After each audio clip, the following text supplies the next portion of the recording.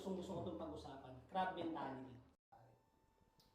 Mahirap kasi yung mahirap kasi yung makita na sabi mo nga kapwa mo Pilipino paminsan ang gumagawa Hindi, nun. pero may ng crab mentality na, ito lang, It's, pare. yun nga It's a Filipino thing, man. It's a Filipino thing, pare. Sa atin, tingnan mo, pare, like, may mga Kiwi ako nakakausap, crab mentality. They understand what crab mentality is, but it's not part of their culture. Pero yung crab mentality is, napaka-normal sa atin na sa Filipino.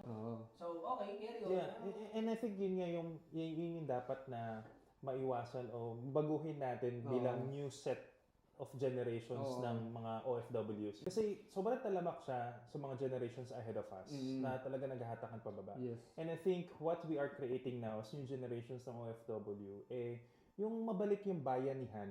The best yan. Yung bayanihan na parang, yes, you applaud someone kung nagiging successful siya sa trabaho niya. I-acknowledge mo. Hindi siya katangin pa ba? Imbis na makita ko na umaangat ka, maging masaya ako sa'yo, dami pang, alam mo yun, parang imbis na tulungan mo pa siya lalong umangat, lalo mo siya hahatakin pababa dahil lang sa inggit.